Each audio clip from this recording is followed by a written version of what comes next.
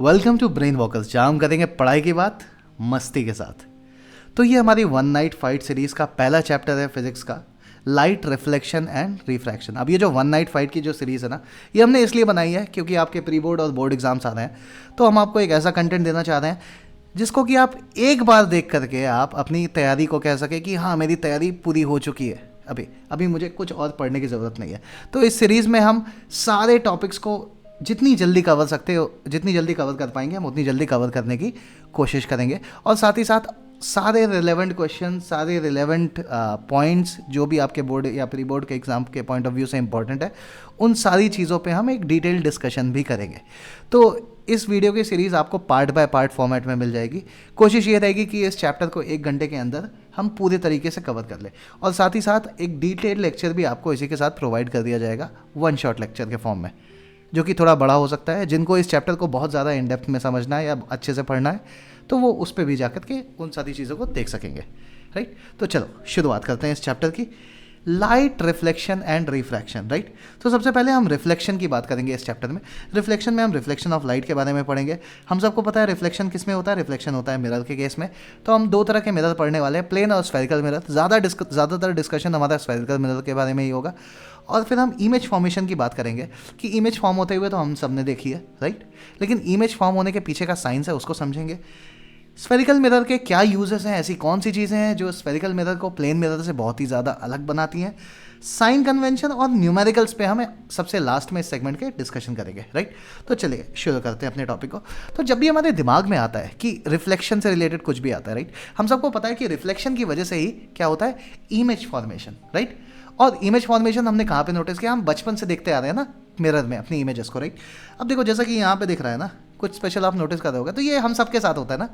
कोई अपने आप को मिरर में देखता है, वो जॉन अब्राहम की तरह फील करता है, कोई शाहरुख खान की तरह फील करता है, कोई अक्षय की तरह, कोई कैटरीना, कोई दीपिका, जिसकी जैसी प्रेफरेंसेस। राइट, तो हम इस पर नहीं बात करने वाले कि आप जब मिरर में अपने आप को देखते हो आप कितने सुंदर दिखते हो, या कितने स्मार्ट दिखते हो, कितने हैंडसम दिखते हो, या कितने ब्यूटीफुल दिखते हो। हम इस पे बात करने वाले कि आप मिरर में दिखते कैसे, उसके पीछे की साइंस क्या है। तो जनरली देखो, मिरर एक 3D ऑब्जेक्ट है, राइट, लेकिन 2D प्लेन पे मैं इस तरह से आपको 3D में कैसे समझा पाऊँ, काफ़ी डिफिकल्ट हो जाएगा। राइट, तो हम मिरर को कुछ इस तरह से इमेजिन कर लेंगे कि एक ग्लास स्लैब है। इस ग्लास स्लैब के बैक पोर्शन को क्या किया है हमने पॉलिश कर दिया, हमने सिल्वर पॉलिशिंग कर दिया। राइट, तो इस वजह से इसका जो फ्रंट पोर्शन हो गया, ये फ्रंट पोर्शन कैसा हो गया, रिफ्लेक्टिंग हो गया। राइट, तो अब से आपको कभी भी मिरर दिखेगा तो वो इस फॉर्म में दिखेगा, जिसका एक साइड पॉलिश होगा और एक साइड रिफ्लेक्टिंग होगा। ऐसा स्फेरिकल में भी होगा। राइट, यहाँ पे तो ये प्लेन मिरर की हम बात कर रहे हैं। राइट, अब देखो रिफ्लेक्शन को अगर हम समझना चाहें तो रिफ्लेक्शन को समझना बहुत ही ऑब्वियस है। होता क्या है, कुछ लाइट रेज हैं जो कि, ये कैसे मूव करता है, हाँ, कुछ लाइट रेज हैं जो आके मिरर के सरफेस पे स्ट्राइक करती हैं, उन्हें हम कहते हैं इंसिडेंट रेस। और वो मिरर के सरफेस पे स्ट्राइक करने के बाद वापस से सेम मीडियम में चली जाती हैं जिस मीडियम से आ रही हैं, तो इनको हम क्या कहते हैं, रिफ्लेक्टेड रेस। राइट, तो ये हमारी इंसिडेंट रे और रिफ्लेक्टेड रे हो गई। अब जो इंसिडेंट रे और रिफ्लेक्टेड रे है ना, या फिर मैं कहूँ कि जो लाइट का बिहेवियर है, ये इंसिडेंट रे और रिफ्लेक्टेड रे, ये लाइट रेज ही तो है, और कुछ तो है नहीं, कुछ स्पेशल तो है नहीं। तो जो लाइट का बिहेवियर है रिफ्लेक्शन में, ये बहुत ही ऑब्वियस है, इसको समझना बहुत ही ईजी है। तो इसको समझने के लिए हम जानेंगे लॉज ऑफ रिफ्लेक्शन, जो हम कहीं ना कहीं क्लास 6 से पढ़ते आ रहे हैं। क्लास 6 में मेरे ख्याल से मेरा तो पहला इंट्रोडक्शन हुआ था रिफ्लेक्शन ऑफ लाइट से। आप लोग का कब हुआ, आप लोग कमेंट सेक्शन में लिख के बता सकते हो मुझे। कोई अभी मत कह देना सर क्लास 10 में पहली बार पढ़ रहा हूँ, मैं घर पे आके मैं दूंगा। ठीक है, तो यहाँ पे देखो एक लाइट रे है, ये किसी लाइट सोर्स से आ रही होगी, मतलब कोई लेज़र लाइट होगी या कुछ होगा, कोई पॉइंटर होगा, वहाँ से एक लाइट रे निकली। राइट, और वो लाइट रे क्या कर रही है, वो मिरर के सरफेस पे आके हिट करती है। अब जिस पॉइंट पे ये लाइट रे मिरर के सरफेस पे हिट करती है उसको हम क्या कहते हैं, पॉइंट ऑफ इंसिडेंस, और इस रे को हम कहते हैं इंसिडेंट रे। और हिट करने के बाद ये क्या होता है, ये रिफ्लेक्ट होकर के वापस सेम मीडियम में चली जाती है। राइट, अब ये मैंने कहा कि ये बहुत ही ऑब्वियस है। ये ऑब्वियस इसलिए क्योंकि हर बार जो होगा ऐसा ही कुछ होगा। राइट, और ये बहुत ही सिमेट्रिकल फॉर्म में होता है। राइट, आपको याद है कभी आपने बॉल को ऐसे ज़मीन पे ऐसे फेंका हो, तो जब बॉल ज़मीन पर जाके टप्पा खाती है, यानी कि जब वो फ्लोर को हिट करती है तो कुछ एक पर्टिकुलर एंगल पे हिट करती है और उसी एंगल पे वापस वो चली जाती है। राइट, ओह मुझे सुपरमैन वाली फीलिंग आने लगी, कोई बात नहीं, चलो अपनी फीलिंग को साइड में रखते हुए हम वापस चैप्टर पे आते हैं। ठीक है, तो यहाँ पे हम नोटिस करेंगे, देखो ये एक लाइन दिख रही है नॉर्मल, ये बिल्कुल ही नॉर्मल है। अब नॉर्मल और एबनॉर्मल का यहाँ पे कोई रिलेशन नहीं है कि अगर कुछ नॉर्मल है तो कुछ एबनॉर्मल भी होगा। यहाँ पे जो नॉर्मल है, नॉर्मल का मतलब होता है एक इमेजिनरी लाइन जो कि मिरर सरफेस के परपेंडिकुलर होती है पॉइंट ऑफ इंसिडेंस पे। राइट, तो यानी कि अभी हमने बात की ये जो है पॉइंट ऑफ इंसिडेंस था, तो इस पॉइंट पे जो परपेंडिकुलर लाइन होगी इसे हम क्या कहते हैं, नॉर्मल। अब ऐसे तो हम इन्फिनिट नॉर्मल बना देंगे ना, ये भी नॉर्मल, ये भी परपेंडिकुलर, ये भी परपेंडिकुलर, राइट। इसीलिए मैंने एक चीज़ मेंशन किया, point of incidence. Normal is a line which is perpendicular to the surface of the mirror at the point of incidence, right. तो मैं एक चीज़ देखूंगा, मैं एक चीज़ नोटिस करूंगा कि अगर ये नॉर्मल है तो मैं नोटिस करूंगा ये जो इंसिडेंट एंगल है, यानी कि जो एंगल इंसिडेंट रे और नॉर्मल के बीच में बन रहा है, जो एंगल किसके बीच में बन रहा है, इंसिडेंट रे और नॉर्मल के बीच में बन रहा है, और उसी तरह से एक हमें रिफ्लेक्टेड एंगल भी मिलेगा जो नॉर्मल और रिफ्लेक्टेड रे के बीच में बन रहा है। ये दोनों एंगल कैसे होंगे, बिल्कुल सेम होंगे, इक्वल होंगे। अगर ये एंगल 30 डिग्री है तो ये भी 30 डिग्री होगा, अगर ये 15 डिग्री है तो ये भी 15 डिग्री होगा, अगर ये 60 डिग्री है तो ये भी 60 डिग्री, सॉरी 90 नहीं 60 डिग्री होगा, राइट। आपको ये बात समझ में आ रही होगी, राइट, बिल्कुल इस सिमेट्रिक है, राइट। तो लॉज ऑफ रिफ्लेक्शन डिफाइन करते हैं कि रिफ्लेक्शन के टाइम पर लाइट कैसे बिहेव करती है। अब लॉज ऑफ रिफ्लेक्शन देखो हर केस में एप्लीकेबल है, हमेशा कहीं भी रिफ्लेक्शन हो रहा होगा ना, लॉज ऑफ रिफ्लेक्शन एप्लीकेबल है। तो कल को क्वेश्चन आता है क्या इस केस में लॉज ऑफ रिफ्लेक्शन एप्लीकेबल है, आप कहोगे हाँ, अगर रिफ्लेक्शन हो रहा है तो एप्लीकेबल है। तो लॉज ऑफ रिफ्लेक्शन एक्चुअली है क्या, कि ये जो एंगल ऑफ इंसिडेंस है और ये जो एंगल ऑफ रिफ्लेक्शन हमें मिल रहा है, ये दोनों क्या है, ये दोनों सेम होंगे। और दूसरा जो है कि जो ये इंसिडेंट रे है और ये जो नॉर्मल है, ये जो इमेजिनरी लाइन है नॉर्मल, और ये जो रिफ्लेक्टेड रे है, they all are lying on the same plane. ये कहाँ पे लाई कर रही हैं, तीनों की तीनों लाइन सेम प्लेन में ही लाई करती हैं, राइट। सेम प्लेन का मतलब क्या होता है, प्लेन का मतलब क्या होता है, एक फ्लैट पेपर जैसा सरफेस ना। तो यानी कि अगर जब तक आप तीनों लाइन को एक ही पेपर पे बना पाओगे तो आप कहोगे कि तीनों की तीनों लाइनें सेम प्लेन में लाई कर रही हैं, ठीक है। तो incident ray normal to the mirror at the point of incidence. देखो नॉर्मल के साथ हमेशा ये मेंशन करना बहुत ज़रूरी है, at the point of incidence, क्योंकि मल्टीपल परपेंडिकुलर लाइंस हमारे पास हो सकती हैं। एंड द रिफ्लेक्टेड रे और lie on the same plane. I think इसमें कोई कंफ्यूजन नहीं है। रेगुलर रिफ्लेक्शन हम सबको पता है, देखो मल्टीपल पैरेलल रेज आई, ठीक है, और हमें मल्टीपल रिफ्लेक्टेड रेज मिली। अब अगर मैं इंडिविजुअल हर पॉइंट पे नॉर्मल बनाऊंगा तो मैं नोटिस करूंगा कि ठीक है, बिल्कुल angle of incidence, angle of reflection, ये एंगल ऑफ इंसिडेंस, ये एंगल ऑफ रिफ्लेक्शन, ये एंगल ऑफ इंसिडेंस और ये angle of reflection. Her case में एंगल ऑफ इंसिडेंस और एंगल ऑफ रिफ्लेक्शन क्या है, सेम है। मैं ये चीज़ ऑब्जर्व कर रहा हूँ। लेकिन डिफ्यूज रिफ्लेक्शन कब देखने को मिलता है, जब हम मल्टीपल पैरेलल रेज को भेजते हैं, लेकिन जो रिफ्लेक्टेड रेज मिलती हैं वो बहुत ही रैंडम ऑर्डर, मतलब किसी भी डायरेक्शन में चली जाती हैं, हम उनको प्रेडिक्ट नहीं कर सकते। ऐसा कब होता है, जब हमारे पास जो सर्फेस होता है वो स्मूथ सर्फेस नहीं होता है, स्मूथ फ्लैट सरफेस नहीं होता है, वो एक इरेगुलर सरफेस होता है, ठीक है। रेगुलर रिफ्लेक्शन हमें एक रेगुलर सरफेस या स्मूथ सरफेस जैसे कि प्लेन मिरर जैसे सरफेस में हमें ऑब्जर्व करने को मिलता है। वही डिफ्यूज रिफ्लेक्शन जो होता है हमें एक रफ सरफेस कह सकते हैं, जो कि प्लेन मिरर जैसा स्मूथ ना हो, एक कुछ इस तरह के सरफेस में हमें डिफ्यूज रिफ्लेक्शन ऑब्जर्व करने को मिलता है। लेकिन क्या डिफ्यूज रिफ्लेक्शन में भी लॉज ऑफ रिफ्लेक्शन फॉलो होते हैं, इसको समझने के लिए हम क्या करते हैं, थोड़ा सा डिफ्यूज रिफ्लेक्शन के और पास चलते हैं, राइट। अब देखो इस पॉइंट पे जो सरफेस का नेचर है वो कुछ इस तरह का है, राइट। आई होप आप समझ पा रहे होंगे। तो अगर मैं इस पॉइंट पे नॉर्मल बनाता हूँ, अगर मैं इस पर्टिकुलर पॉइंट पे नॉर्मल बनाता हूँ तो वो नॉर्मल कुछ इस तरह से होगा, ठीक है। तो अगर ये नॉर्मल है तो आप यहाँ पे देख रहे होगे ये एंगल ऑफ इंसिडेंस हो गया, ये एंगल ऑफ रिफ्लेक्शन हो गया, क्या हो गया, दोनों सेम है, ऑलमोस्ट दिख रहे हैं हमें, ठीक है। और इस पॉइंट पे अगर मैं सरफेस के नेचर को समझने की कोशिश करूँगा, देखो मैं और जूम करके देख सकता हूँ, राइट। तो इस पॉइंट पर सरफेस का नेचर कुछ इस तरह का होगा, राइट। मतलब अगर मैं बहुत ज़्यादा जूम करूँगा, राइट, कुछ इस तरह का। तो यहाँ पे अगर मैं नॉर्मल बनाता हूँ तो वो जो नॉर्मल होगी वो कुछ इस तरह की होगी, right. This is the normal. और याद रहे नॉर्मल हमेशा हम डॉटेड लाइन के फॉर्म में बनाते हैं, यहाँ पे मैंने नॉर्मल लाइन के फॉर्म में भी बना दिया है। तो ऐसे नहीं बनाते हैं क्योंकि नॉर्मल एक इमेजिनरी लाइन, और इमेजिनरी लाइन को कभी भी डॉटेड लाइन अगर किसी केस में देखना आप, जैसे कि हम इमेज फॉर्मेशन में भी देखेंगे, वो हमेशा इमेजिनरी होती है, राइट। तो देखोगे यहाँ पे देखो एंगल ऑफ इंसिडेंस ये है और ये एंगल ऑफ रिफ्लेक्शन है। तो हर रिफ्लेक्शन वाले केस में मैं एक चीज़ नोटिस कर रहा हूँ कि एंगल ऑफ इंसिडेंस और एंगल ऑफ रिफ्लेक्शन इक्वल होगा। अगर मैं यहाँ की बात करूँ तो यहाँ पे जो सरफेस का नेचर है कुछ ऐसा है, तो यहाँ पे हमें नॉर्मल जो होगी कुछ इस तरह से मिलेगी, right. This is the normal. Again angle of incidence और एंगल ऑफ रिफ्लेक्शन सेम होगा, राइट। तो हर इंडिविजुअल रिफ्लेक्शन को अगर मैं उठा करके देखूँ इस डिफ्यूज रिफ्लेक्शन वाले केस में, राइट, तो भले ही मैं ये नोटिस करता हूँ कि सारी इंसिडेंट रेज पैरेलल आ रही हैं और रिफ्लेक्टेड रेज अलग अलग एंगल पे जा रही हैं, लेकिन हर इंडिविजुअल केस में क्या होता है कि जो एंगल ऑफ इंसिडेंस है और एंगल ऑफ रिफ्लेक्शन है ये दोनों के दोनों सेम है। यही तो लॉज ऑफ रिफ्लेक्शन है। तो लॉज ऑफ रिफ्लेक्शन ये फॉलो कर रहे हैं, ये फर्स्ट लॉ हो गया। सेकंड लॉ जो है वो ये है कि रिफ्लेक्टेड रे, इंसिडेंट रे और normal at the point of incidence they all lie on the same plane, जो कि यहाँ पे देखने को मिल रहा है। क्योंकि जब तक मैं इन तीनों चीज़ों को एक पीस ऑफ पेपर पे बना पा रहा हूँ या एक फ्लैट स्क्रीन पे रिप्रेजेंट कर पा रहा हूँ, इसका मतलब कि ये तीनों सेम प्लेन में लाई करते हैं, ठीक है। अब एक और इंपॉर्टेंट चीज़ पे हम आते हैं, ठीक है। तो ये तो हमने बात कर ली रिफ्लेक्शन में लाइट के बिहेवियर की। अब इमेज फॉर्मेशन कैसा होता है, इसको सबसे पहले हम समझने के लिए हम क्या करेंगे, एक पॉइंट ऑब्जेक्ट की इमेज को फॉर्म करेंगे। तो यहाँ से कुछ इंसिडेंट रेज होंगी जो कि जाएंगी रिफ्लेक्ट होकर के, और रिफ्लेक्ट होकर के हमारे आंखों पे आके इंटरसेक्ट करेंगी, राइट। और जैसे ये रेज हमारी आंखों पे आती है हमें इमेज दिखना स्टार्ट हो जाती है, राइट। अब इसकी ये होता कैसे एक्चुअली, तो लेट्स से देखो मैं कुछ रिफ्लेक्टेड रेज यहाँ पे बनाता हूँ।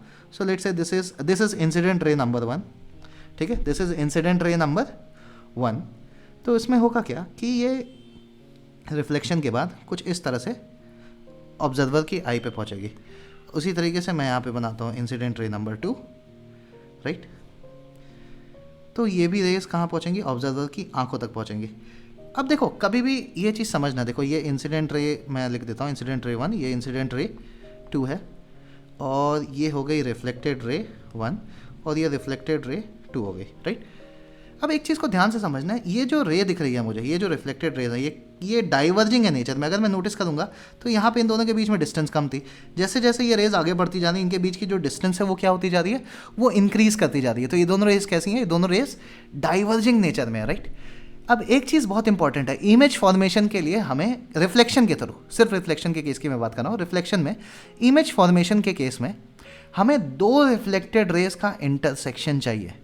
तो क्या यहाँ पे ये रेज इंटरसेक्ट कर रही हैं, नहीं कर रही हैं, राइट, क्योंकि ये दोनों रेस के बीच की जो डिस्टेंस है बढ़ती जाती है, क्योंकि जैसे जैसे हम आगे बढ़ेंगे हम नोटिस करेंगे ये दोनों रेस और दूर होती जाएंगी एक दूसरे से, राइट। मतलब बेसिकली स्ट्रेट लाइन में ही मूव करेंगे, लेकिन इनके बीच की जो डिस्टेंस है वो इंक्रीज होती जाएगी कुछ इस तरह से, राइट। आई होप आपको आइडिया लग रहा होगा, correct, they are diverging in nature. तो इस केस में ऑब्जर्वर को इमेज दिखती कैसी है, तो हमेशा याद रखना जब भी हम अभी हम इसके बाद एक और चैप्टर पढ़ेंगे ह्यूमन आई इन कलरफुल वर्ल्ड, ठीक है। तो मैं उसके लिए भी एक छोटा सा प्री रिक्विजिट आपको दे रहा हूँ कि हमेशा एक स्टेटमेंट को याद रखना, our eyes are a fool, flower वाला फूल नहीं, पुष्पा वाला फूल नहीं, ठीक है। फूल मतलब बेवकूफ़, हमारी आंखें क्वेश्चन नहीं करती किसी चीज़ को, जो चीज़ जैसी दिखती है उसे वैसे मान लेती हैं। तो ऑब्जर्वर की आंखें यहाँ पे हैं, ठीक है। तो ऑब्जर्वर को क्या लगेगा ना कि देखो ये जो लाइट रे है ये कुछ ऐसे आ रही है, right. Observer will get a feeling. अब देखो इसको मैंने उसी रे को क्या किया है, पीछे के डायरेक्शन में एक्सटेंड कर दिया है, राइट। और जो ये सेकेंड रे है इसको भी हम थोड़ा सा पीछे एक्सटेंड कर देते हैं, करेक्ट। तो अभी हम ऑब्जर्वर के पॉइंट ऑफ व्यू से इस पूरे सिनेरियो को थोड़ा सा समझने की कोशिश करेंगे कि ये हो क्या रहा है, इसको हमने एक्सटेंड क्यों किया। अब देखो ये जो ऑब्जर्वर है ना, इसको ऐसा फील होगा कि ये रेज इस पॉइंट से जनरेट हो रही है। क्या तुम्हें मेरी बात समझ में आ रही है? ये जो रेज जो हमें दिख रही है यहाँ पे, ये इस पर्टिकुलर पॉइंट से जनरेट हो रही है, राइट। ये इस पर्टिकुलर पॉइंट से जनरेट हो रही है। तो हमारे ऑब्जर्वर को क्या लगेगा कि देखो ये चीज़ तो क्लियर है ना, इसमें तो किसी को डाउट नहीं है कि ये जो है हमारा ऑब्जेक्ट है। यहाँ पे हम पॉइंट ऑब्जेक्ट की बात कर रहे हैं और ये हमारी क्या है, इमेज है, राइट। अब देखो ये जो इमेज बनी है ना, ये कैसी बनी है, ये क्या रियल इंटरसेक्शन से बनी, क्या रेज असली में इंटरसेक्ट कर रही थी? नहीं नहीं, ये एक इमेजिनरी इंटरसेक्शन है, राइट। ये एक इमेजिनरी इंटरसेक्शन है। तो हमारे ऑब्जर्वर को ऐसा फील होगा कि ये जो रेज हैं इस पॉइंट से ओरिजिनेट होकर के उसकी आंखों तक पहुंच रही हैं। तो हमारी ऑब्जर्वर को ऐसा फील होगा कि ये जो इमेज है इस पॉइंट पे फॉर्म हो रही है, इमेज इस पॉइंट पे फॉर्म हो रही है। तो अब इस इमेज की हम कुछ बात कर लेते हैं। ये जो प्लेन मिरर में जो भी इमेजेस फॉर्म होती हैं वो क्या होती हैं, वर्चुअल होती हैं, एरेक्ट होती हैं, राइट। वो बिल्कुल ही सेम साइज़ की होती हैं। और अगर हमारा ऑब्जेक्ट लेट से अगर हमारा ऑब्जेक्ट 5 मीटर के डिस्टेंस पे है तो जो हमारी इमेज होगी वो भी 5 मीटर की ही डिस्टेंस पे होगी, राइट। और वो बिहाइंड द मिरर फॉर्म होगी। देखो object is in front of the mirror where is image is form behind the mirror, right. और जो इमेज होगी वो लैटरली इन्वर्टेड होगी। लैटरल इन्वर्जन का मतलब क्या होता है अभी हम उसके बारे में भी समझेंगे, कुछ लोग शायद समझ रहे होंगे। देखो ये तो पॉइंट ऑब्जेक्ट था। अगर हमारे पास एक पॉइंट ऑब्जेक्ट नहीं होगा, अगर हमारे पास एक बड़ा ऑब्जेक्ट होता तो उसको भी उसकी इमेज जो फॉर्म होती वो कुछ इस तरह से होती, ठीक है, प्लेन मिरर के केस में। तो यहाँ पे हम एक चीज़ देख पा रहे हैं कि जो ऑब्जेक्ट है, जो इमेज फॉर्म होगी, ये तो हमें समझ में आ गया ना, वर्चुअल क्यों बोला हमने, क्योंकि जो रिफ्लेक्टेड रेस का जो इंटरसेक्शन है वो इंटरसेक्शन रियल नहीं है। मैं फिर से रिपीट कर रहा हूँ, ये इंटरसेक्शन रियल नहीं है, इस वजह से ये जो इमेज फॉर्म हो रही है ये वर्चुअल है। जो ऑब्जेक्ट है और जो इमेज है उसकी साइज़ क्या होगी, सेम होगी। अब इस केस में हमने पॉइंट ऑब्जेक्ट नहीं लिया है, अगर हम पॉइंट ऑब्जेक्ट की जगह पे एक 2D ऑब्जेक्ट भी रख देंगे या एक 3D ऑब्जेक्ट भी रख देंगे, उसमें भी हम यही चीज़ ऑब्जर्व करेंगे। इमेज डिस्टेंस सेम होगी, बिहाइंड द मिरर होगी और लैटरली इन्वर्टेड होगी। लैटरली इन्वर्टेड का मतलब हम थोड़ा समझते हैं। अगर हम मिरर के सामने खड़े होकर के अपने राइट हैंड को उठा दें तो मिरर अपना लेफ्ट हैंड उठाएगा, और अगर हम मिरर के सामने अपने लेफ्ट हैंड को उठा दें तो मिरर अपना, मतलब मिरर में जो हमारी इमेज है, मिरर अपना लेफ्ट हैंड उठा लिया तो वहाँ से भागना पड़ेगा ना, क्योंकि मिरर कैसे उठा सकता है, mirror is an abiotic component, right.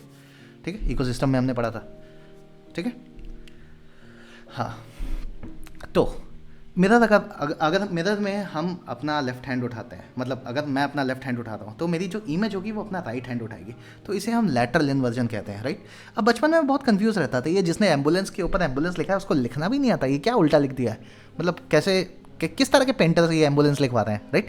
लेकिन जैसे जैसे मैं थोड़ा बड़ा हुआ, क्लास 6-7 में पहुंचा, तो मुझे लैटरल इन्वर्जन का कॉन्सेप्ट समझ में आया कि मिरर में होता है लैटरल इन्वर्जन। और जब भी हम ड्राइविंग कर रहे होते हैं अपनी बाइक, तो हम किस में, हम रियर व्यू मिरर में देखते हैं ना जनरली कि पीछे कौन सी गाड़ी आ रही है, तो उस मिरर में लैटरल इन्वर्जन होता है, और जो उल्टा एम्बुलेंस है वो क्या हो जाता है, वो सीधा हो जाता है। क्या मेरी बात समझ में आ रही है?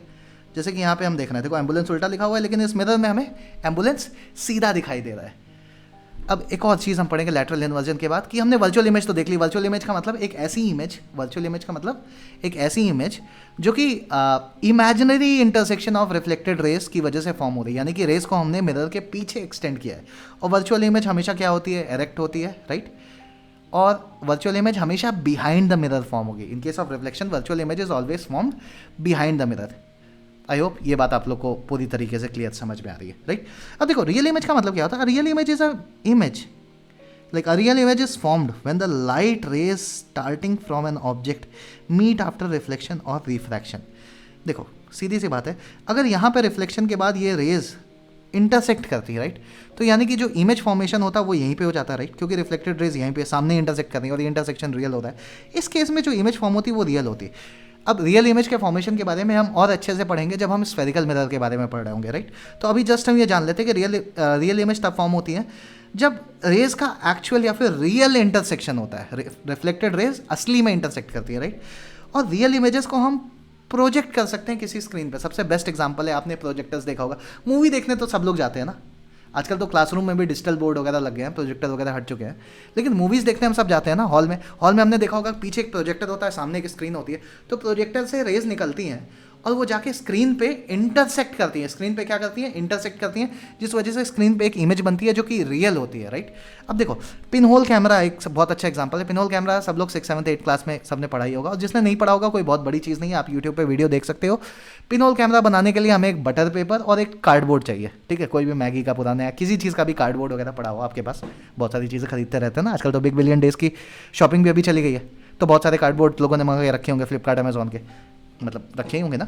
हाँ, तो हम पिन होल कैमरा 5 मिनट में अपना प्रिपेयर कर सकते हैं। जो पिन होल कैमरा में जो इमेज फॉर्म होती है वो एक रियल इमेज होती है, और रियल इमेज हमेशा इन्वर्टेड होती है। तो यहाँ पे जो रेज हैं वो असली में इंटरसेक्ट कर रही है। यहाँ पे हमारे पास एक बटर पेपर या फिर एक ट्रांसलूसेंट फिल्म जैसा कोई भी पेपर आप यूज़ कर सकते हो, राइट। तो जो रेज हैं वो असली में यहाँ पे इंटरसेक्ट कर रही हैं, और जो इमेज बन रही है वो कैसी बन रही है, इन्वर्टेड। तो रियल इमेजेस क्या होती है, real images are always inverted. तो कभी भी हम इमेज की बात करेंगे तो इमेज या तो रियल एंड इन्वर्टेड होगी या फिर virtual and erect, right. Plane mirror में हम अपने आप को सीधा देखते हैं, राइट। तो जब भी हम अपनी इमेज को सीधा देखेंगे जहाँ पे भी, यानी कि उस रिफ्लेक्शन से फॉर्म होने वाली इमेज कैसी है, वर्चुअल है। और कभी भी अगर हमें अपनी इमेज उल्टी दिख गई, जैसे अगर मैं बात करूँ तो हमारे पास बॉल होता है, लाइक स्टील का बाउल है या स्टील का स्पून है, उसके बैक साइड पे हम अपनी इमेज को देखेंगे तो हम अपने आप को सीधा देखेंगे, और उसके फ्रंट साइड पे, यानी कि जो ये फ्रंट वाला साइड है जिससे हम खाते हैं, बैक वाला साइड ये हो गया, फ्रंट वाला साइड स्पून का, अगर हम इसमें इमेज देखेंगे, आपके पास अगर कोई बहुत ही शाइनी स्पून हो तो जाकर के कोशिश करना, अगर आप उसमें अपनी इमेज देख पा दोगे तो आप देखोगे कि आप थोड़ा उल्टा दिख रहे हो, राइट। तो उस केस में आप रियल इमेज को देखोगे, राइट। अगर आप उल्टा दिख रहे हो तो वो रियल इमेज है, राइट। अब देखो it is inverted with respect to the object, real image, और वर्चुअल इमेज हमेशा एरेक्ट होती है। तो यहाँ पे हमने कुछ चीज़ें पढ़ लिया। प्लेन मिरर से इमेज फॉर्मेशन हमने देख लिया, प्लेन मिरर बेसिकली होता क्या है, ठीक है। तो नेक्स्ट सेगमेंट में हम इसके आगे चीज़ें पढ़ेंगे, जो कि होगा कि स्फेरिकल मिरर का इंट्रोडक्शन हमारा, राइट। स्फेरिकल मिरर में इमेजेस किस तरह से फॉर्म होती हैं। इस स्फेरिकल मिरर में एक थोड़ी सी जो प्रॉब्लम आती है ना, वो ये होती है कि प्लेन मिरर में तो नॉर्मल समझना बहुत ईजी होता है। स्फेरिकल मिरर में सबसे बड़ी प्रॉब्लम क्या है, नॉर्मल को ढूंढना, राइट। अगर हमने स्फेरिकल मिरर में नॉर्मल समझ लिया कि स्फेरिकल मिरर में नॉर्मल कहाँ होता है, तो स्फेरिकल मिरर का हम गेम बजा देंगे। तो इसी के साथ हम मिलते हैं नेक्स्ट वीडियो में। तब तक के लिए मस्त रहो, खुश रहो। All the best, bye bye and like share and subscribe. Tension नहीं लेने का, तुम्हारा भाई इधर बैठा है, सब क्लियर हो जाएगा।